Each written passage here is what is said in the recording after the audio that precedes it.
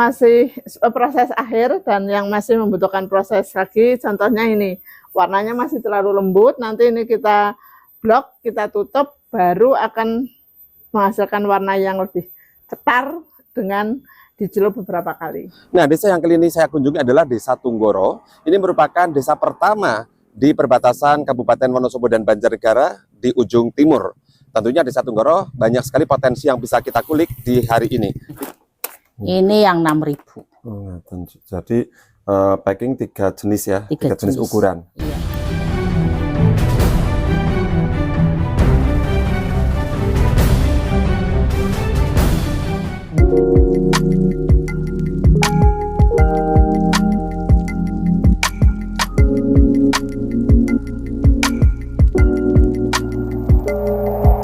Halo sahabat Agil TV, apa kabar? Jumpa kembali bersama saya Regil Saputra di Agil TV Channel. Dan untuk konten kali ini, saya ingin mengajak sahabat Agil TV semuanya jalan-jalan kembali jelajah desa. Nah, desa yang kali ini saya kunjungi adalah Desa Tunggoro. Ini merupakan desa pertama di perbatasan Kabupaten Wonosobo dan Banjarnegara di ujung timur. Tentunya Desa Tunggoro banyak sekali potensi yang bisa kita kulik di hari ini. Nah, untuk kelengkapannya seperti apa? Bersama saya Regil Saputra, ikuti di konten kali ini. Jangan lupa like, comment, subscribe, dan share.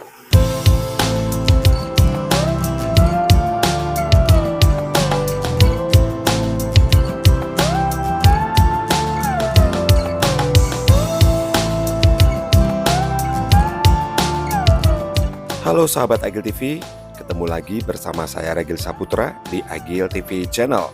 Dan kali ini kita akan jalan-jalan menelusuri Desa Tunggoro, merupakan desa di salah satu kecamatan Sigaloh, Kabupaten Banjarnegara, Jawa Tengah.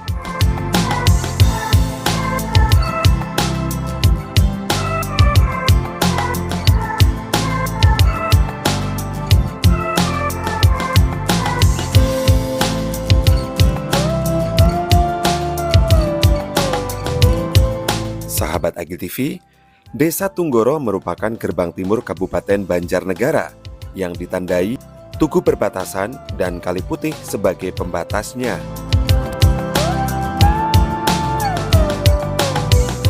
Batas barat berbatasan dengan Desa Randegan dan sebelah timur berbatasan langsung dengan Desa Sawangan.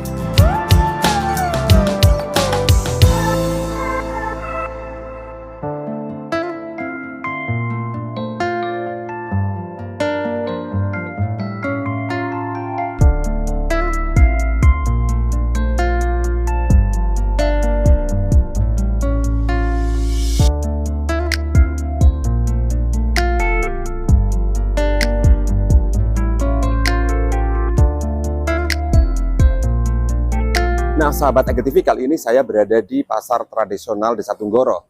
Nah, seperti halnya pasar-pasar tradisional yang lain, keberadaan pasar tradisional Tunggoro ini juga tidak seramai dulu. Mungkin ini efek dari pasar modern dan juga pasar online yang marak sekarang terjadi. Baik, sahabat Agil TV, kita tinggalkan pasar Tunggoro, kita akan menuju ke potensi lain yang ada di Desa Tunggoro.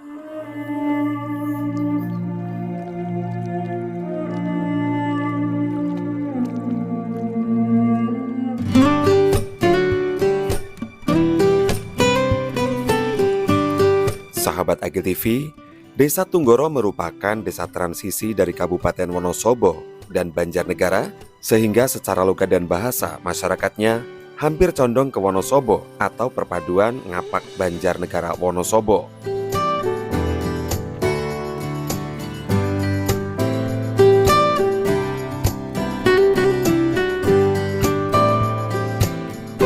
Sahabat Agil TV, Desa Tunggoro setiap 3 tahun sekali mengadakan ruat bumi sebagai bentuk doa dan rasa syukur kepada Allah Subhanahu wa Ta'ala.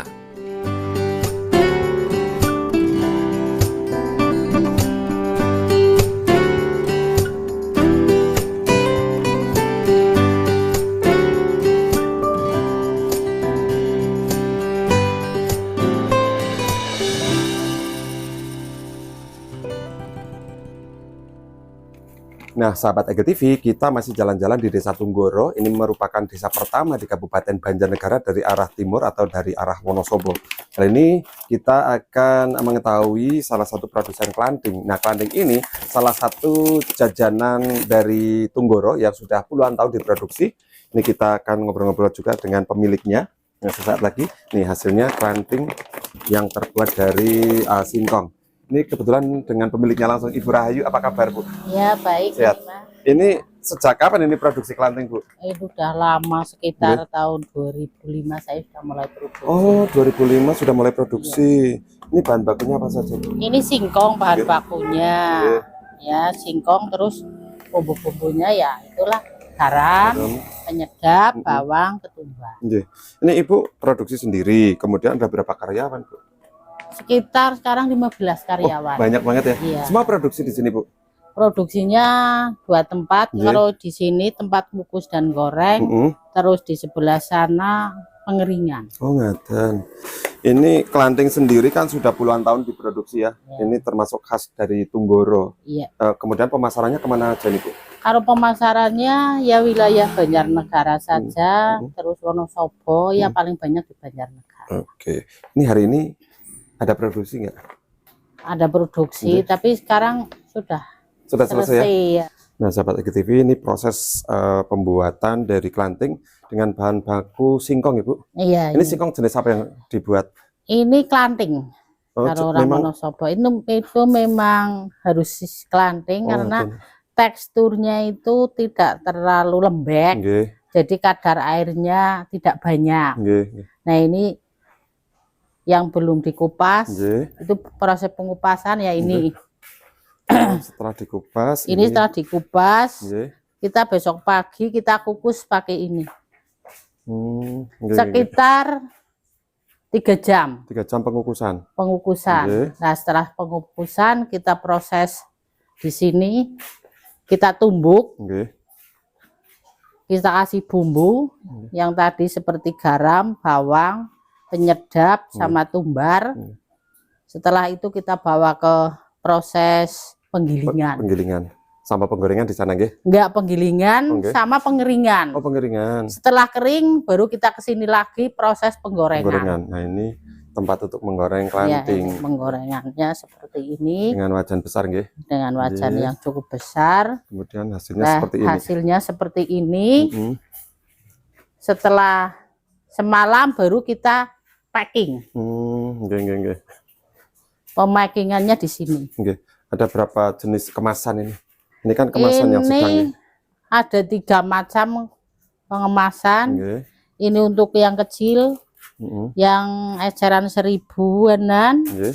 terus yang ini 10.000, Nggih. terus ada lagi Ini yang sini. Ini yang 6.000. Oh, ngaten. Jadi packing 3 jenis ya, 3 jenis jenis. ukuran.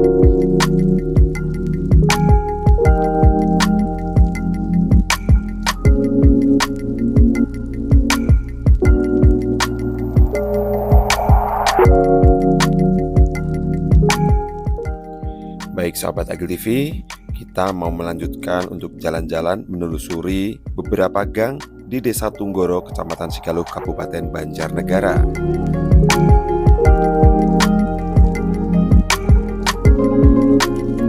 Sahabat Agil TV, inilah jalan utama Desa Tunggoro. Dari jalan raya ke atas menuju ke desa lain seperti Ponowaren dan juga bisa menuju ke Kecamatan Kaliwiro.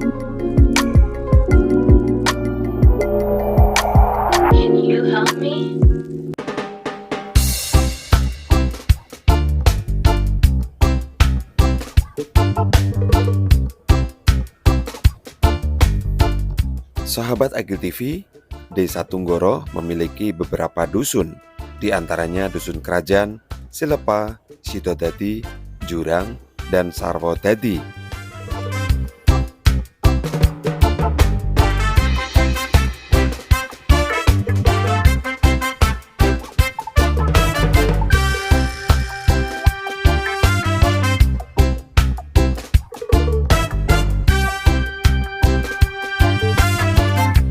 Sahabat Agil TV, mayoritas warga Desa Tunggoro bermata pencaharian di sektor pertanian dan perkebunan. Hal ini sejalan dengan kondisi umum perekonomian masyarakat di Kecamatan Sigaluh, yang sebagian besar penduduknya bekerja sebagai petani atau pekebun dengan komoditas unggulan berupa buah-buahan seperti durian, manggis, duku, salak, dan lain-lain. Kondisi tanah yang bergelombang dan cocok untuk perkebunan mendukung dominasi pertanian sebagai sumber penghidupan utama masyarakat setempat.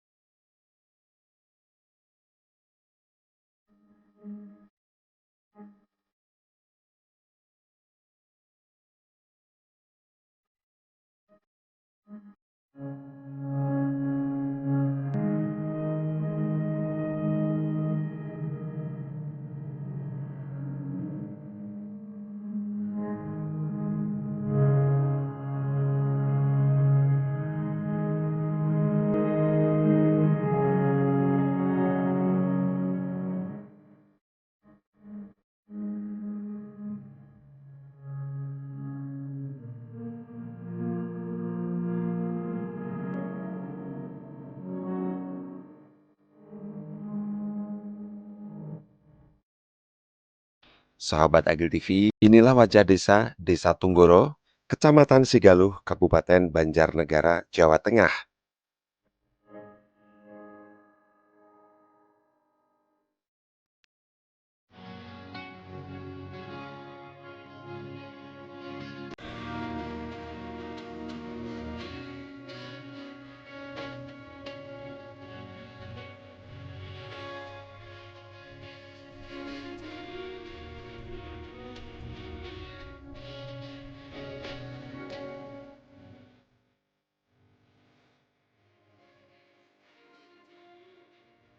Kali ini, Desa Tunggoro sedang melaksanakan pembangunan infrastruktur, seperti pembangunan lapangan desa yang masih dalam tahap pengerjaan.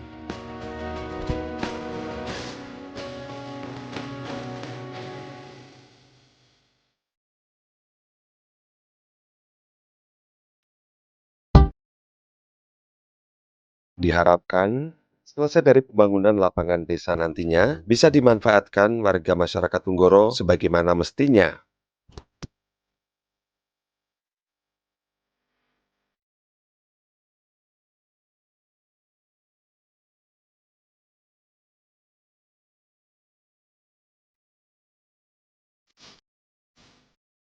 Nah, sahabat Agil TV, kali ini kita akan menuju ke rumah produksi batik dan ekoprint milik Ibu Mulyani, warga masyarakat Desa Tunggoro.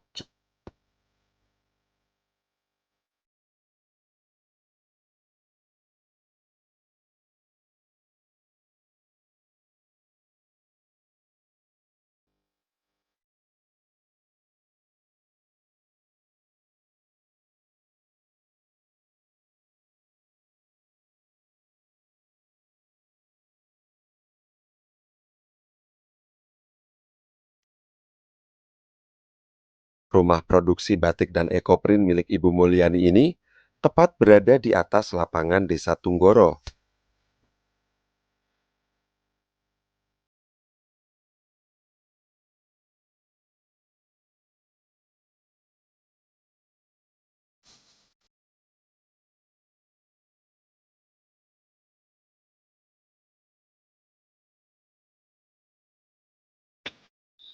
Oke sahabat Agil TV, kali ini saya sudah berada di tempat usahanya Bu Mul. Ini salah satu warga Tunggoro yang memang produktif sekali ya. Banyak sekali kegiatan yang positif. Nanti kita juga sekaligus mau tanya aktivitasnya apa saja. Ini di sini ada rumah produksi batik dan ekoprint. Nah, tadi kita sudah melintas di jalan yang asik nih, di tengah kebun ataupun di hutan, tapi masih hutan desa ya. Ini tepat sekali berada di atas lapangan Tunggoro. Bu Mul, apa kabar Bu Mul? Alhamdulillah baik. Nuwun sewu, ini dari Agil TV, ingin tahu aktivitas Bu Oh, Mul. siap. Karena belakangan ini Bu Mul sering terlihat warawiri di media sosial dengan berbagai karya dan juga prestasinya. Siap. Baik, kita akan ngobrol dulu bersama Ibu Mul yang ada di Tunggoro, Sigaluh, Banjarnegara. Nah, sahabat Agil TV, kali ini saya berada dari rumah produksi batik dan ekoprint Sekar Surya, tentunya milik Bu Mulyani. Ya, Bu Mul, ini sambil ngobrol, maaf mengganggu waktunya. Lagi bikin batik apa ini Bu Mul? Ini saya lagi membuat batik motif yang khas. Di sini karena ini ada pesanan dari Wonosobo, motif bundengan. Motif bundengan. Ya, Nggih. Ini sebetulnya sejak kapan Bu mulai membuka usaha batik ekoprint ini? Sebenarnya sejak tahun 2020. Nggih. Waktu itu COVID, saya masih mengajar dan karena ada tuntutan ujian yang jarak jauh, maka saat itu saya mencoba. Awalnya saya ekoprint dan batik. Batik dulu baru ekoprint, kemudian setelah mencoba ekoprint dengan teknik ponding, akhirnya kepala sekolah menyetujui untuk mengadakan ujian praktek dengan ekoprint itu. Lalu saya terus belajar. Setelah ponding saya upload di media sosial. Itu dievaluasi oleh teman saya, kenapa tidak ikut yang pelatihan yang model STEM yang di Kukus. Akhirnya saya belajar, terus saya sampai sekarang terus memproduksi yang STEM. Kemudian batik, saya konsentrasi pada motif yang khas yang mungkin tidak ada di pembatik lain, yaitu batik saya itu tanpa lengkung. Ya, jadi batiknya itu garis-garis.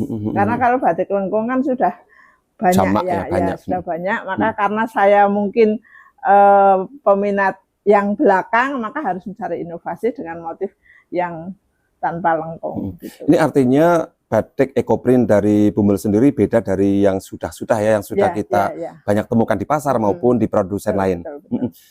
Kenapa Bu istilah punya ide buka seperti ini ekoprint dan juga batik nih? Kalau ekoprint sebenarnya tuntutan menyalurkan hobi ya. Jadi saya kan orangnya memang nggak seneng diam gitu. Maka saya memotivasi diri untuk belajar tentang ekoprint. Ternyata dengan berekoprint itu banyak nilai-nilai atau pesan moral yang bisa kita terima. Dengan berekoprint kita otomatis akan lebih bersyukur atas segala anugerah yang boleh kita nikmati, terutama kita yang di Indonesia dengan berbagai macam tumbuhan itu bisa kita eksplorasi, bisa kita ekspresikan melalui sebuah karya itu.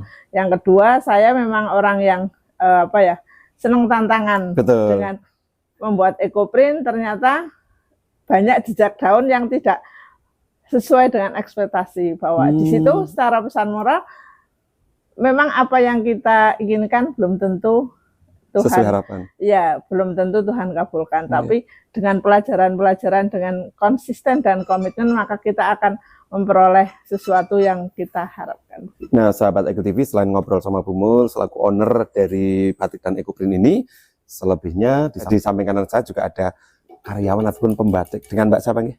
Mbak Kendar. Mbak Kendar ini lagi bikin apa nih, batik apa nih? Ini lagi batik motif bundengan. Bundengan, ini yang sama khas ya. Karika.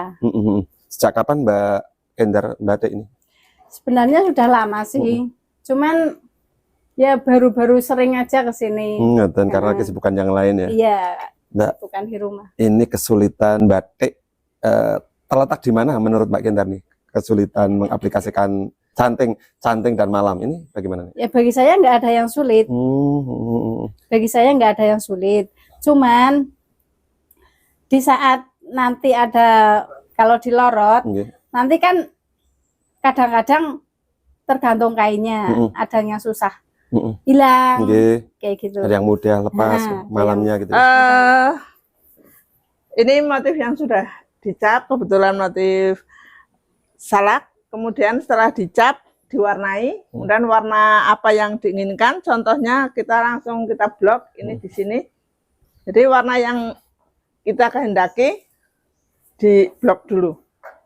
Nah, setelah di blok seperti ini, kita warnai warna yang kita kehendaki setelah warna dasarnya. Mari kita ke sana. Sahabat Eko TV, kita masih mengikuti proses alur pembuatan batik ya.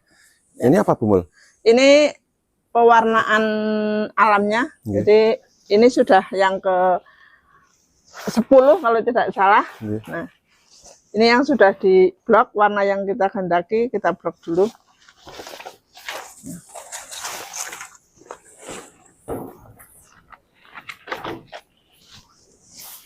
Ini harus hati-hati.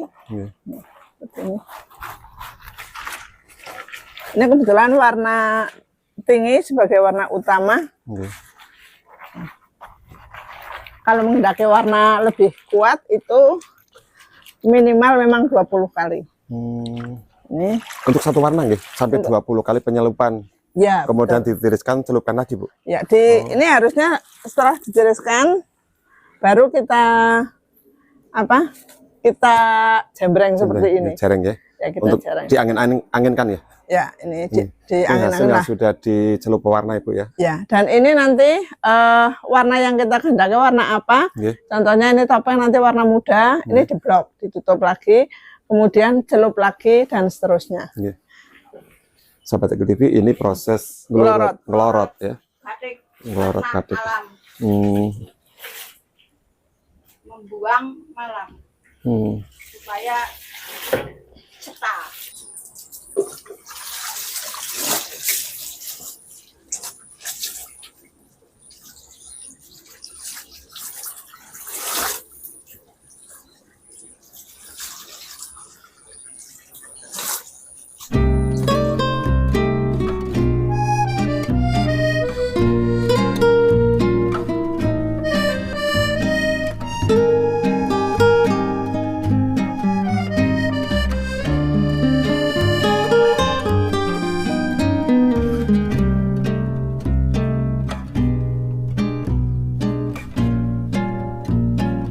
Untuk sekarang ini jenis batik cap ya, Bu?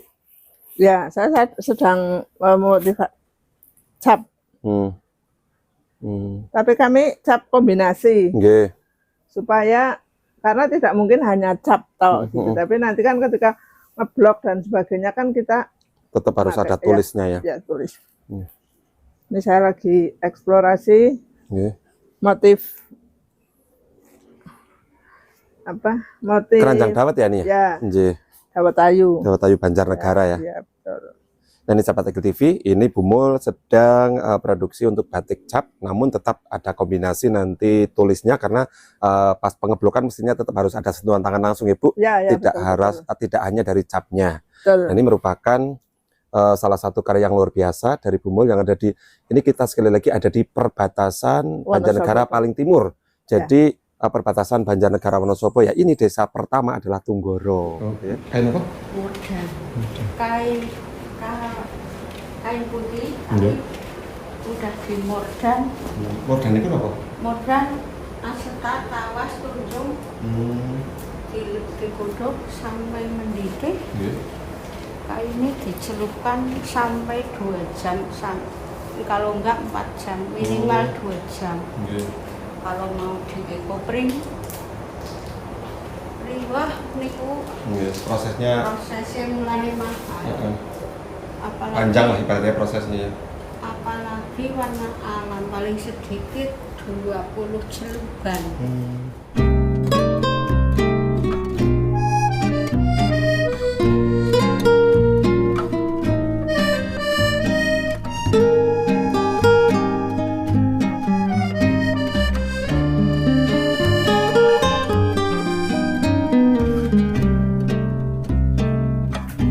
Nah, ini hasil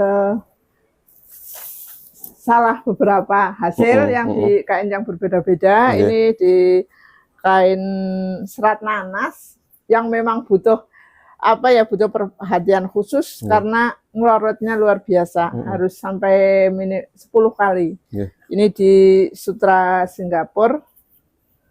Kemudian ini di kain rami. Ini juga di kain rami yang warnanya seperti ini. Nanti warnanya ditutup, diblok namanya, makanya ini cap, kemudian diblok, baru nanti akan memperoleh hasil warna yang lain. Ini diblok kemudian diwarnai lagi seperti Bu, ini. Untuk harga bagaimana, Bu, batik-batik dari Bu Mul ini? Untuk harga itu bervariasi sesuai dengan Motifnya. jenis kain dan motifnya dan Nggih. berapa kali kita memproduksi Nggih. gitu. Ini. Kemudian pemasaran sejauh ini seperti apa, Bu Mul? Pemasaran kebetulan saya orang yang tidak bakat jualan, Nggih. tapi alhamdulillah ada beberapa hotel, ada 4 hotel dan beberapa galeri di kota yang siap untuk Menampung hasil menampung hasil kerajinan Ibu ya. ya. Nah, sahabat AGTV, setelah tadi kita dari rumah produksi dari Batik Sekar Surya, kali ini kita berada di ruang display dari batik-batik yang sudah diproduksi oleh Bumul dan kawan-kawan. Bumul, ini jenis ekoprintnya ya? Yap, kalau tadi ekoprint. batik, Ya. sekarang ekoprint. Ini bentuk atau motif apa ini, Bu? Motifnya berbeda-beda karena daun yang digunakan juga berbeda-beda. Kalau ini full daun jati, ya. Kalau ini jenis ekoprint daun apa, Bu? Daun ini ada daun pakis, kemudian ini jati, kemudian ada daun ketapang. Jenitri juga ya kayaknya? Ya, jenitri. Oke. Nah, sahabat AGTV, ini ragam corak dari ekoprint yang dihasilkan dari batik dan ekoprint Sekar Surya. Ya. Bu, setelah ini kita ditunjukkannya displaynya, ditunjukkan. Silahkan kembali bersama Bu Mulyani dan saya Regil Saputra di AGTV Channel. Ya, kami selain membuat kain juga mengekoprint di kulit, lalu kita kolaborasi dengan pengrajin sepatu. Ini contohnya seperti ini. Banyak di sini juga ada. Lalu kami juga berkolaborasi dengan pengrajin tas. Contohnya ini tasnya. Ya, ya. Ini kita buat tas.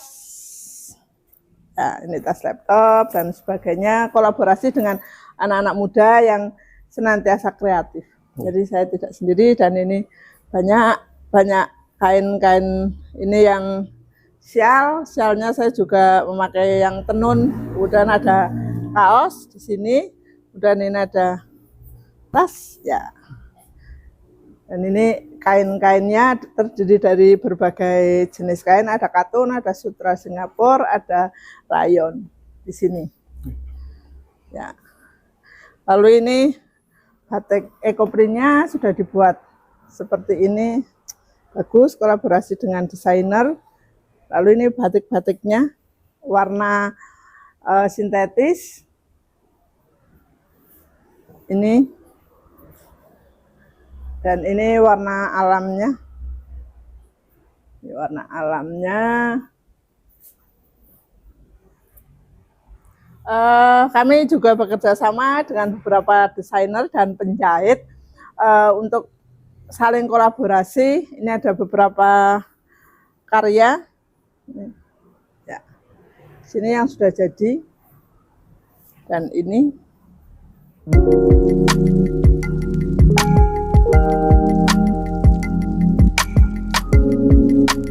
Bu, ini kita mau tanya juga seputar bundengan. Kalau tadi batiknya sudah cukup jelas, banyak yang diinformasikan. Kali ini bundengan. Ini bundengan sebetulnya apa ya, Bu? Nama bundengan itu dari mana, Bu? Mohon maaf, sebenarnya saya bukan pemrakarsa ya, tetapi saya lebih ke pelestari ya, melanjutkannya.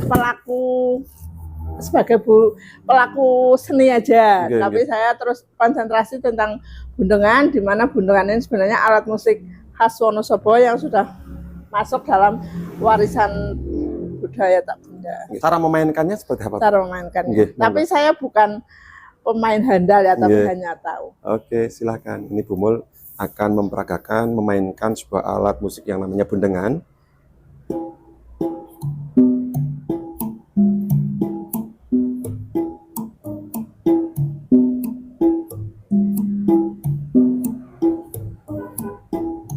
Ini permainan dasarnya hanya seperti ini.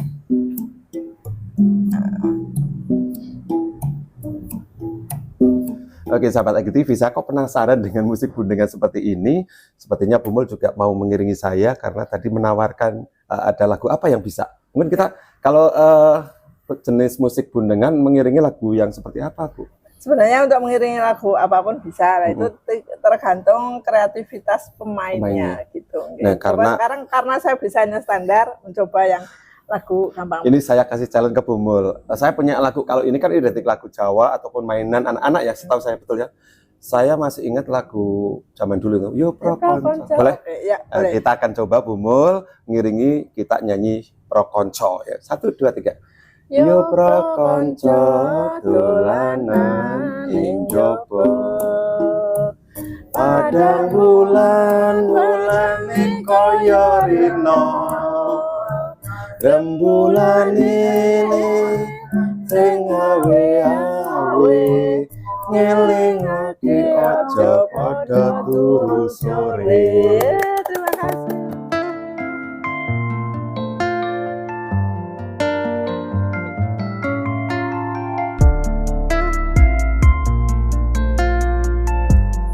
Sahabat Agil TV, kali ini kita sampai di terminal truk gandeng.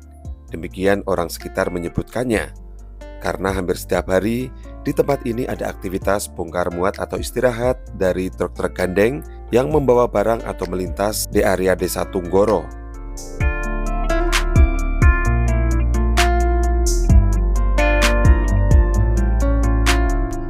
Menurut informasi, tempat ini akan dijadikan sebuah rest area dengan harapan nantinya bisa memberikan manfaat lebih bagi warga masyarakat sekitar maupun pengendara yang melintas di Desa Tunggoro. Sahabat Agil TV, demikian tadi kita sudah jalan-jalan di Desa Tunggoro dengan segala informasi serta potensinya. Semoga dapat menambah wawasan, informasi, dan edukasi untuk kita semuanya. Sampai jumpa di konten berikutnya. Jangan lupa like, comment, subscribe, and share.